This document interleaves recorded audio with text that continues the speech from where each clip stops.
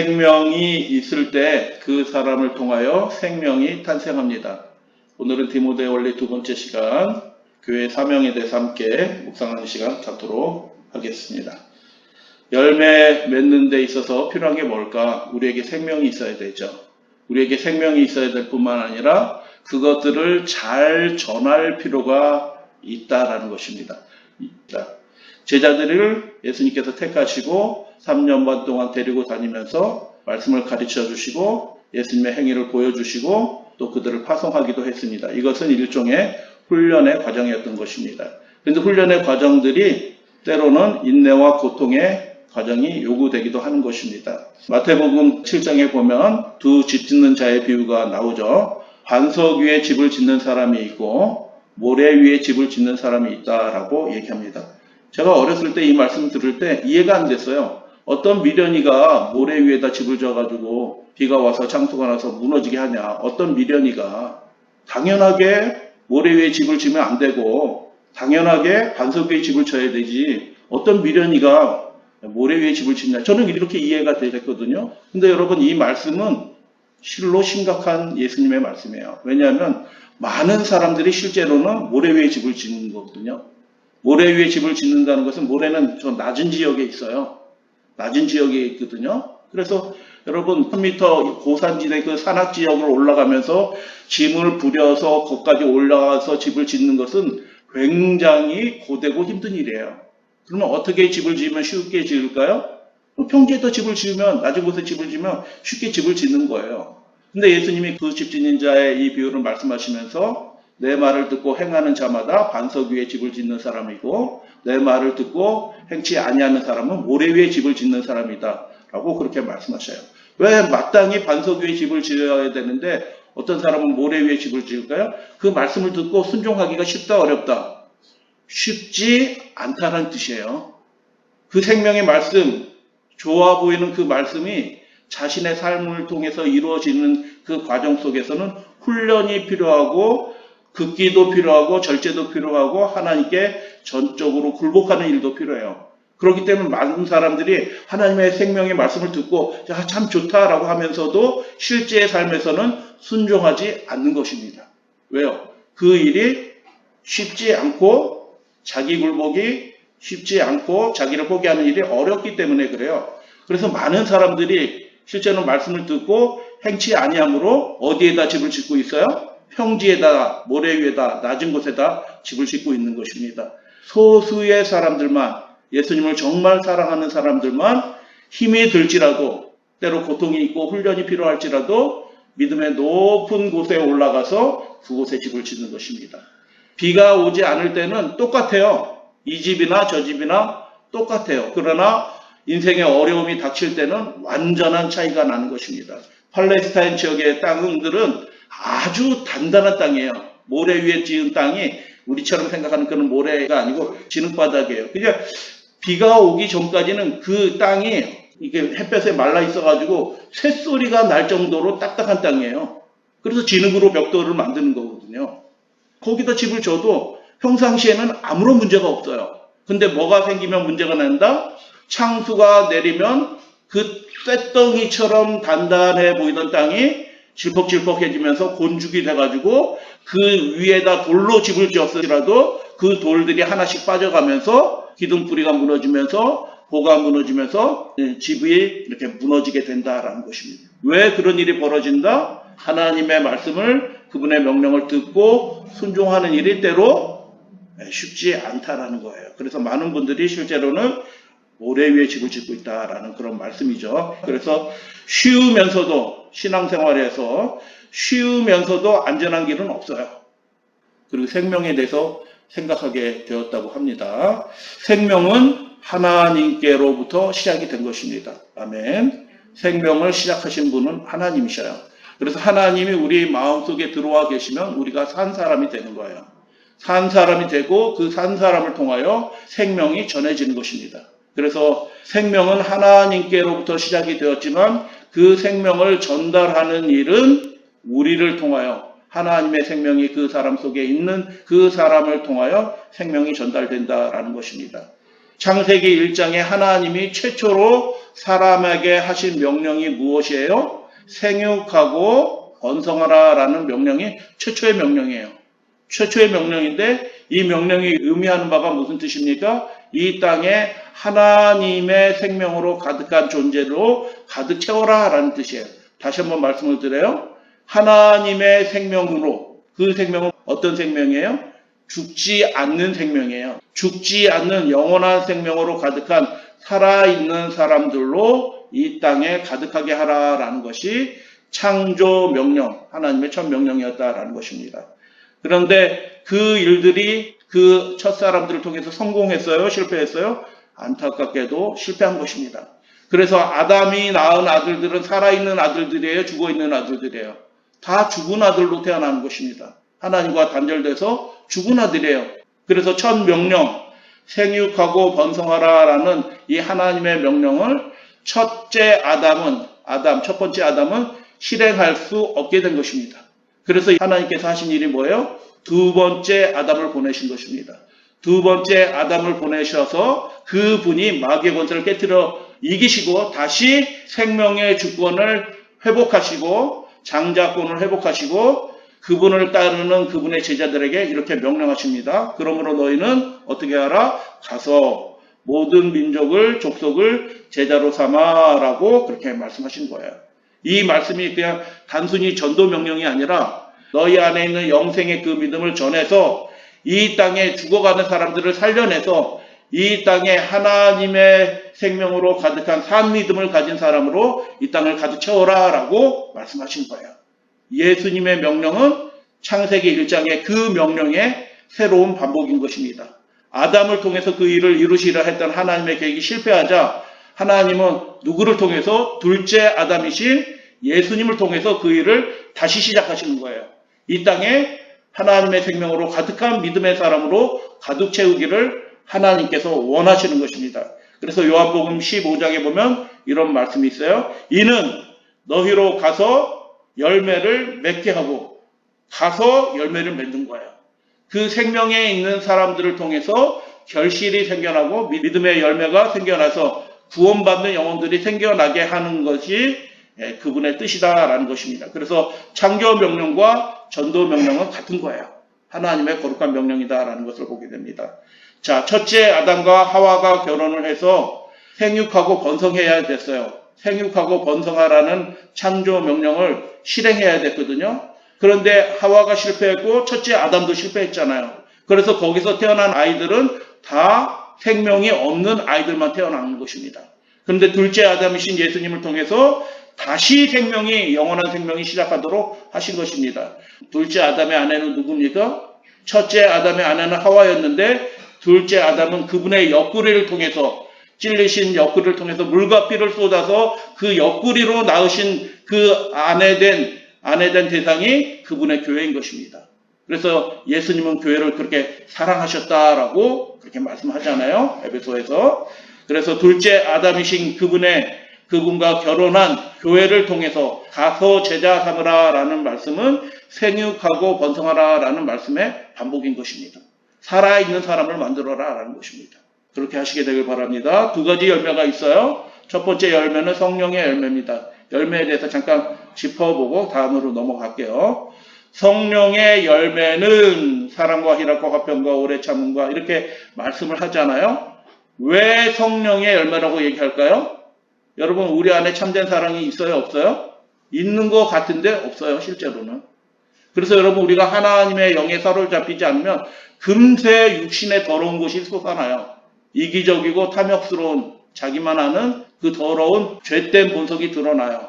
그렇기 때문에 사랑과 희락과 화평과 오래 참음 그리고 온유와 절제와 같은 이 것들은 우리가 만들어내는 것이 아니라 누가 만들어내는 것이라고 말씀하는 거예요. 성령의 열매다는 거예요. 거룩하신 분의 열매예요. 그래서 생명현상은 우리가 수양해서 만들어내는 것이 아니라 하나님이 우리 속에 임재하실 때만 우리 안에 생명이 탄생하는 것입니다. 그래서 우리가 날마다 그 성령 하나님을 초청하고 예수님을 주로 고백하고 시작하는 일이 필요한 것입니다. 자, 열매라는 말과 동의어가 무슨 뜻이라고 그랬어요? 자, 열매라는 말과 같은 말이 뭐냐면 행위라는 뜻이에요. 한 단어인데 열매 맺다, 행위하다라는 게 한 단어예요. 한 단어라고요. 어떨 때 나무와 관련됐을 때는 열매 맺다라고 되고 사람하고 관련될 때는 행위하다라는 뜻이 돼요. 그래서 오직 성령의 열매라고 얘기할 때 그 열매는 누가 만들어내는 거예요? 성령이 역사해서 만들어내는 거예요.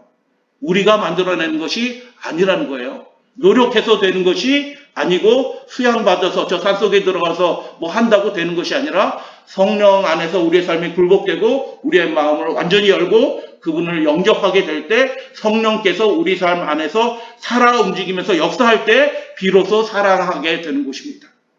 생명은 그래서 하나님의 현상인 것입니다. 하나님이 우리 안에 임재하실 때만 생명이 나는 거예요. 우리가 어떻게 전도하게 될까요? 하나님이 우리 속에 살아계실 때만 생명이 나가게 되는 것이고 그게 참다운 의미에서 전도가 되는 거예요. 우리 믿음의 가족들이 그렇게 생명으로 충만한 믿음의 가족들이 되시기를 주님의 이름으로 축복합니다. 자, 그래서 성령께서 우리 안에 행할 때 어떤 일이 벌어지냐? 이 같은 것을 금지할 법이 없다. 이게 무슨 뜻이에요?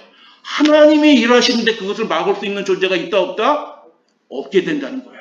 하나님의 자녀로 생명으로 충만한 사람이 될 수밖에 없다라는 그런 말씀이에요. 이 약속의 말씀이 우리 믿음의 가족들의 삶에 충만하게 임재하게 되기를 주님의 이름으로 축복합니다. 두 가지 열매가 있는 것입니다.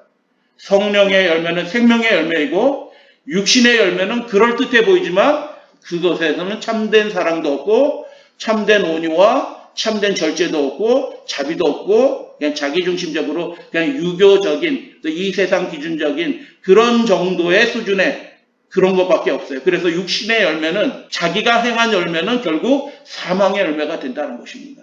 육신의 열매는 멀쩡하게 보이는데 결과적으로는 사망으로 가는 것입니다. 육체의 일은 분명하니 곧 음행과 더러움과 호색함과 우상숭배와 주술과 원수 맺는 것과 분쟁과 시기와 분냄과 당짓는 것과 분열함과 여러분 왜 교회가 분열될까요? 성령이 없으니까 교회가 분열되는 거예요. 왜 분쟁이 일어나요? 성령의 그 사람이 굴복되지 않기 때문에 분쟁이 일어나는 거예요. 육체된 교회가 될 수도 있다라고 경고하는 거예요. 갈라디아 교회. 여러분 그래서 우리는 날마다 우리의 삶을 하나님의 영 안에 굴복시키고 우리 안에 생명이 하나님의 생명이 충만하게 되기를 원합니다. 그래서 이런 일을 하는 사람들은 어떤 사람들이 다 이렇게 하는 사람이 어디 있겠어요? 음행하면서 술 취하면서 방탕하면서 이단이면서 분열하면서 당짓는 사람에서 이걸 다 성취하는 사람이 없어요. 그러나 그중 하나에 빠지는 거예요. 연약한 거 하나에 어떤 사람들이. 그래서 내가 이런 것을 경계한다라고 말하면서 이런 일을 행하는 자는 어떻게 된다고요? 회개하라라고 말씀하지 않아요. 바울이 경고부터 얘기해요. 경계하는 거잖아요. 뭐라고 말씀해요? 하나님의 나라를 유혹으로 받지 못한. 그래서 여러분 육체대로 자기 생각대로 사는 사람들은 겉으로는 멀쩡해도 결국 하나님의 나라를 유혹으로 받지 못해요. 그래서 성령의 열매를 맺자라는 것입니다. 성령이 우리 속에 있을 때 우리 삶에 나타나는 제일 형격한 현상이 뭘까요? 우리 안에 거룩한 생명의 영이 없으면 사랑하는데도 그 사람에게 상처 주고 저주가 되는 말을 그냥 아무렇지도 않게 돼요. 그래서 여러분 하나님의 영이 예수 그리스도를 우리에게 주신 하나님의 영이 우리 안에 있을 때 가장 형격한 우리 마음속에서 일어나는 현상이 뭐냐면 저는 사랑이라고 생각이 들어요. 사랑. 그 사람이 하나님의 사람이다. 그 사람은 사랑하는 사람이에요. 그 사람 안에 성령께서 역사하고 계신다. 그 사람은 말할 때도 사랑의 말로 하고 행동할 때도 사랑의 말을 하게 되는 것입니다. 그래서 여러분 사랑하는 그 사람 안에 하나님의 영이 역사하는 것입니다. 그래서 그 안에 하나님의 사랑이 있는 사람이 기뻐하게 되고요. 하나님의 사랑이 있는 사람이 자비할 수 있게 되고요. 하나님의 사랑이 그 속에 역사하게 될 때 온유할 수 있고요. 하나님의 사랑이 그 심중에 살아있을 때 절제할 수 있는 거예요. 절제해야지 해서 절제되는 것이 아니라 하나님의 영이 살아 역사할 때 절제하게 되고 자비할 수 있게 된다라는 그런 말씀이에요. 그래서 여러분 우리가 생각해야 될 두 번째 열매는 또 무엇이냐면 내가 너희를 택하여 세웠나니 요한복음 15장 너희로 가서 열매를 맺게 하려 합니다. 어떤 열매를 맺는 거예요? 생명의 열매를 가득 맺게 되기를 원하시는 것입니다. 결혼의 열매가 뭐예요? 육신의 자녀들이 생겨나는 거예요. 신랑 예수를 영접했어요. 우리 신부인 우리가 그렇게 좋으신 신랑이신 예수님을 영접했어요. 우리 안에 무슨 현상이 일어나요? 생명의 열매가 생겨나고 자손이 태어나고 전도의 열매가 성교의 열매가 생겨날 수밖에 없다라는 것입니다. 그래서 여러분 그 일들을 위해서 기도해 주시면 좋겠어요. 내가 예수 그리스도의 영으로 충만해서 하나님의 생명으로 충만해서 나의 삶을 통해서 생명이 생명으로 전달되는 그 아름다운 역사가 일어나게 되기를 주님의 이름으로 축복하고 간구하고 저도 그렇게 되기를 원합니다. 생명을 주시는 분은 누구예요? 전도자가 생명을 주는 게 아니에요. 생명을 탄생하게 하시는 분은 하나님이셔요. 그분을 믿고 가는 거예요. 그렇게 해주시게 되길 바랍니다. 내 말로 전도하는 것이 아니라 영이 역사하면 전도가 되는 것이죠. 너희는 가라라고 말씀하고 마가복음 16장 온 천하에 다니라라고 말씀하시고 사도행전 1장 땅끝까지 이르르라라고 그렇게 말씀하시는 거예요. 하라는 뜻이에요. 내가 참여하겠다라는 얘기고 내가 그 생명 주겠다라는 하나님의 약속이에요. 그 일을 원하는 사람만 그 생명을 경험하게 될 것입니다. 그래서 재생산의 열매, 전도의 열매는 우리가 가서 다니며 이르게 될 때 그 일들이 벌어진다라는 것입니다. 하나님께서 인간 대리자인 그대에게 기대하시는 것은 그대가 갖고 있는 재능을 다 바쳐서 그대의 의무를 완수하는 것입니다. 우리 믿음의 가족들이 지금까지 그렇게 해오셨는데 앞으로도 그렇게 해주시면 감사하겠습니다. 만일 교회가 충성을 다하고 여호와를 영광스럽게 한다면 그 교회를 대적할 세력은 없게 될 것입니다. 라고 그렇게 말하는 것입니다. 어떨 때 교회가 능력 있는 교회가 돼요? 교회가 하나님의 주신 그 선교 사명, 창조 명령에 충성을 다하게 될 때 그 교회는 능력 있는 교회가 되는 것입니다. 그렇게 해주시게 되길 바랍니다. 그렇게 하는 것은 모든 그리스도인의 특권입니다. 라고 말씀하는 것입니다. 두 가지 열매가 있어요. 개인적으로, 공동체적으로는 성령의 열매가 내적으로 가득 맺게 되기를 원합니다. 그리고 그 살아있는 사람이 밖으로 나가게 될 때 무슨 열매가 생겨요? 전도의 열매가 생겨난다라는 것입니다. 바울은 우리들이 하나님의 동역자들이라고 말했는데 이는 어떤 일이 하나님뿐 아니라 그분과 함께 일하는 우리에게도 달려있다라는 뜻이에요. 그래서 우리가 열매를 맺기 위해서는 두 가지 가장 기본적인 일이 이루어지면 좋겠다. 두 가지 일. 첫 번째는 기도하는 일이에요. 하나님, 어찌하든 주님께서 세우신 이 교회를 통하여 선교의 문이 열리게 되기를 원합니다. 전도의 문을 쟁취하는 그런 교회가 되게 하여 주세요라고 기도해 주세요. 이렇게 기도하라. 하늘에 계신 우리 아버지시여 하나님의 뜻이 하나님의 나라가 이 땅에 임하게 해주세요라고 그렇게 기도해 주시면 감사하겠습니다. 두 번째 히브리서 13장 하나님의 말씀을 너에게 이루고 하나님의 말씀을 우리에게 가르쳐 준 사람이 있어요. 그잖아요. 우리가 스스로 하나님 믿었나요? 누군가 우리에게 하나님을 예수님을 소개하고 하나님의 말씀을 가르쳐 주었어요. 그 훌륭한 분들을 기억해 주세요. 훌륭한 분을 기억해 주고 그분 훌륭하셨지 이렇게 해서 끝나지 말고 여러분도 그런 사람이 되어주세요. 그래서 저희의 그 믿음, 말씀을 전하는 그 믿음을 본받으라라고 그렇게 말씀하는 것입니다. 그렇게 되길 원합니다. 로마서 10장 13절 말씀 너무너무나 유명한 말씀이죠. 디모데 원리에 관한 말씀이에요. 둘째 아담이시는 예수 그리스도께서 주신 그 생명이 우리를 통해서 전해지기 위해서는 어떻게 됐냐? 누구든지 주의 이름을 부르는 자는 구원을 얻으리라. 아멘. 그런즉 저희가 믿지 아니하는 자를 어찌 부르리요? 듣지도 못한 이를 어찌 믿으리요? 전파하는 자가 없이 어찌 들으리요? 보내심을 받지 아니하였으면 어찌 전파하리요? 기록된 바 아름답도다 좋은 소식을 전하는 자들의 발휘함과 같으니라 라고 그렇게 말씀하는 것입니다. 하나님 보시기에 아름다운 님 발이 있네요. 어떤 발이 아름다워요? 그 하나님의 말씀을 전하는 그 사람들의 발을 하나님께서 주목하시고 아름답다라고 말씀하신 거예요. 그래서 복음이 전해지는 그 과정을 지금 5단계로 로마서 10장에서 말씀해요. 어떻게 단계가 이루어지는 것입니다. 첫 번째, 누군가 가야 되는 것입니다. 누군가 가야 되고 그 누군가 그 사람이 전파해야 되고 그 사람을 통하여 그 말씀을 들어야 되고 그 말씀을 듣고 믿어야 되고 그 믿는 사람이 하나님을 불러야 비로소 구원이 이루어지는 거예요. 5단계예요. 누군가 가지 않으면 구원받는 일은 전혀 생겨나지 않는 것입니다.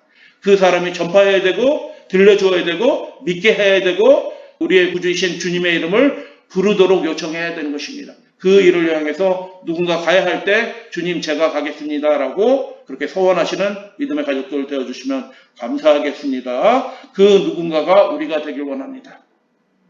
그 누군가가 우리 교회 성도들, 학생들, 어린이들, 장년 우리 믿음의 가족들이 그렇게 되길 원합니다.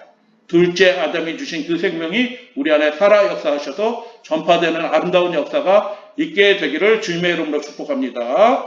반석 위에 집을 짓는 일보다 훨씬 실제로 집 짓는 거 얘기하는 거예요. 반석 위에 집을 짓는 것보다 그리스도인이 전도의 사명을 감당하는 일이 훨씬 어려울 거예요. 돌멩이는 갖다 놓으면 되는 거지만 사람은 갖다 놓는다고 갖다 놔지던가요? 그렇게 안 돼요. 인내해야 되고 기도해야 되고 우리가 훈련받아야 되고 다시 굴복돼야 되고 성령께서 역사하시는 그 일들을 위해서 우리를 쳐서 복잡하는 일들이 일어나야 되는 것입니다. 쉽지 않아요. 쉽지 않다고요. 그래서 많은 분들이 전도하기를 포기하고 선교하기를 포기한 교회들이 너무너무 많아요. 슬픈 교회인 것입니다. 사명을 잃어버린 교회요. 그 교회 안에 생명이 없는 교회인 것입니다. 생명이 생명을 낳는데 그 안에 생명이 없으니까 전도의 문이 막히는 거예요. 그래서 여러분 기도해 주세요. 힘이 들 수 있지만 그 일을 주신 역량대로 주신 달란트대로 기꺼운 마음으로 작은 열매일지라도 우리가 주님께 올려드리는 그렇게 생명이 충만한 교회 되기를 원합니다. 그 어려운 일을 가능하게 하는 힘은 뭘까요? 예수 그리스도를 향한 사랑인 것입니다. 그 사랑이 우리 안에 역사하게 될 때 우리가 복음을 전하는 일에 연합하고 기도하고 그리고 훈련받는 일에 참여하게 될 것입니다. 온 천하에 다니며 복음을 전파하라라고 주님께서 명령하셨습니다. 그리스도의 교회는 선교 사업을 위하여 조직되었으며 주님께서는 빈부귀천을 막론하고 누구나 다 진리의 기별을 들을 수 있도록 하는 여러 가지 수단과 방법을 교회가 고안해내기를 바라십니다. 교회는 선교 일꾼들과 한 마음으로 단합되기 전에는 결코 하나님께서 원하시는 그 지점에 도달할 수 없다라고 말하는 거예요. 여러분 선교하지 않으면 하나님이 원하시는 그 성령의 열매 안 맺혀진다는 뜻이에요. 다른 사람을 사랑하고 그 사람을 마음에 품는 일이 있어야지 비로소 성령께서 역사하는 일들이 우리 가운데 있게 된다는 것입니다. 같이 일어나는 일이에요. 그래서 그리스도께서 기도하신 바와 같이 하나가 되는 것은 영성이 선교 봉사로 발산되고 교회가 선교 사업의 유지를 위한 그런 기관이 될 때 교회는 뭐 하는 기관이에요? 어린이 선교사를 만들어내고 학생 선교사를 만들어내고 장년, 청년 선교사를 만들어내는 기관이 교회인 것입니다. 그 일을 위해서 훈련받아야 되고요. 노력해야 되고요. 재정을 투자해야 되고요. 시간을 들여 활동해야 된다는 것입니다. 저는 그렇게 되길 원합니다. 얼마든지 그렇게 우리가 소원을 갖고 주님께 기도하면 그렇게 되게 해주실 거라고 믿습니다. 그래서 우리 교회는 무엇을 목표로 하는 교회인가 우리가 공유해야 돼요. 핵심 리더 그룹은 우리가 무엇을 하는 교회인가라는 것에 대해서 의식을 그 믿음을 공유해야 되는 것입니다. 그 일을 위해서 기도하고 하나로 연합하는 일이 우리 가운데 있게 되길 원합니다. 자그마한 시도일지라도 우리가 성령의 이끌리심을 받아 열매 맺기 위해서 기도하게 되기를 활동하게 되기를 원합니다. 디모데후서 2장 2절 암송절로 드립니다. 다른 사람을 제자로 삼으려고 하면 여러분 이 말씀을 전달해 주시면 좋겠어요. 성경에 이런 말씀이 있다. 당신이 이런 충성된 사람이 되면 좋겠다. 나도 그렇게 되기를 원한다. 함께 하자. 이렇게 초청해서 함께 그 창조 명령과 선교 사명을 받드는 그런 교회 믿음의 사람이 되어주시면 감사하겠습니다. 또 내가 많은 증인 앞에서 내게 들은 바를 충성된 사람에게 부탁하라. 저희가 또 다른 사람들을 가르칠 수 있으리라.